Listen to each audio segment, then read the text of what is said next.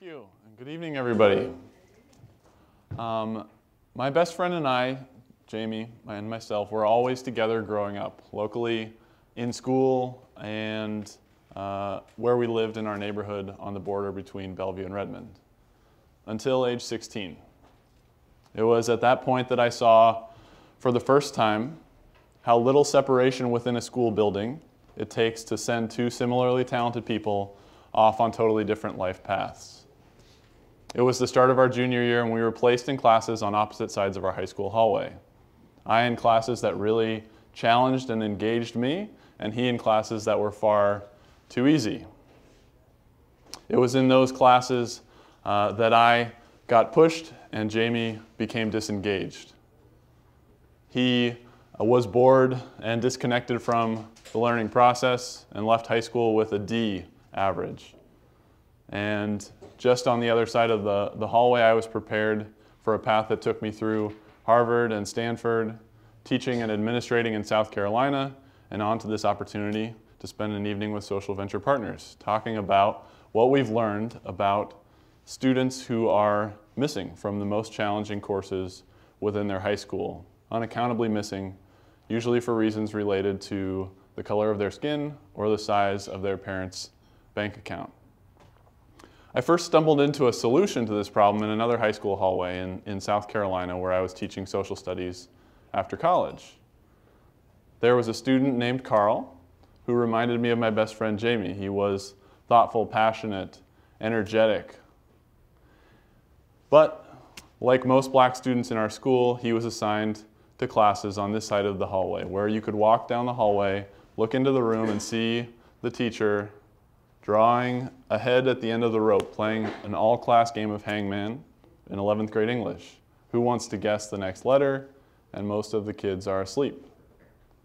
I knew just on the opposite side of the hallway, there were classes where students read Charles Dickens. Henry David Thoreau debated civil disobedience and wrote college-level essays. And so internally, the emotional situation, it was probably the equivalent of my reaching out and grabbing the red axe and breaking through the safety glass and pulling out the fire extinguisher. Emergency. This was Carl's junior year. He was 16. This was the same situation happening again, opposite side of the country. And so Carl and I walked down this long hallway together, and along the way we were heading to the guidance counselor's office. I thought, what in the world am I doing? His guidance counselor, with decades more experience than me, has assigned Carl to a low-level class. His teachers, with decades more experience than me, had given him low grades in those classes.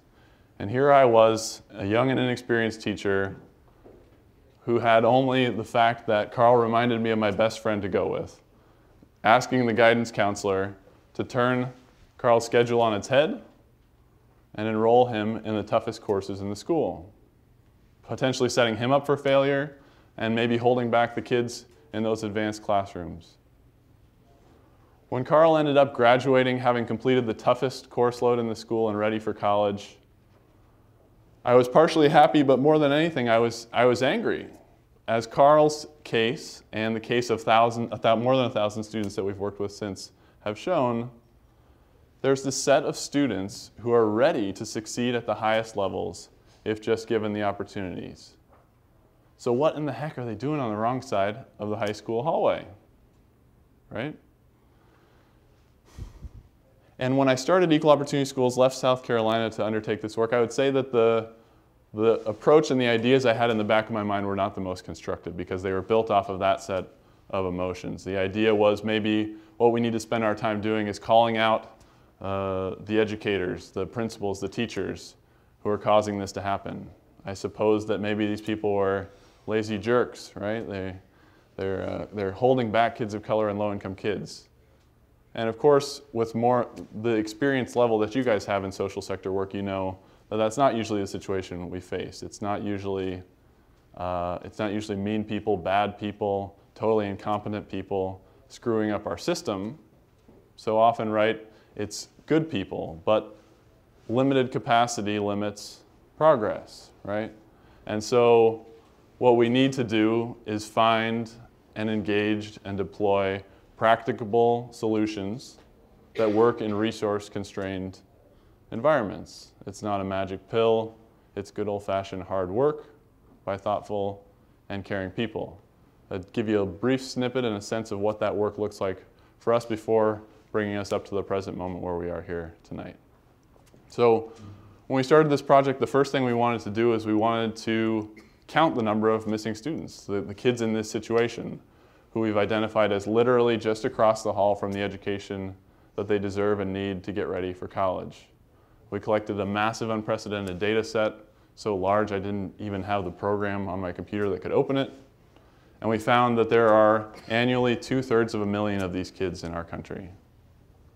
Kids of color primarily, low-income kids primarily, who are right there, literally yards away. And the other thing that we found is that if we're able to upgrade these students, if we're able to identify them and move them across the hallway, the impacts will be really significant.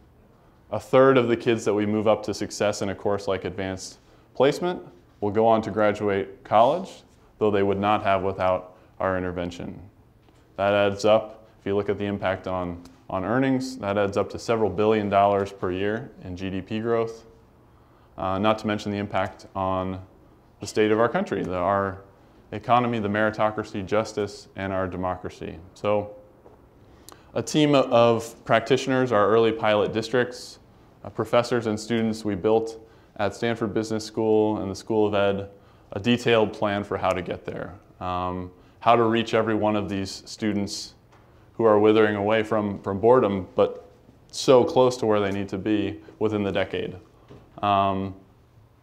And now we work with our partner districts to help them build their capacity through leadership coaching, deep data analysis, tapping untapped financial resources and funding sources that they have to get this work done. And we're finding that the students are extremely successful, and we're finding that it doesn't hurt anyone either. So these students go on to succeed in the courses, but the students who are already there go on to succeed as well in the school, ends up doing better. So here we are tonight, launching this relationship with social venture partners, and in a position where, while we build district capacity, we really need to build our own.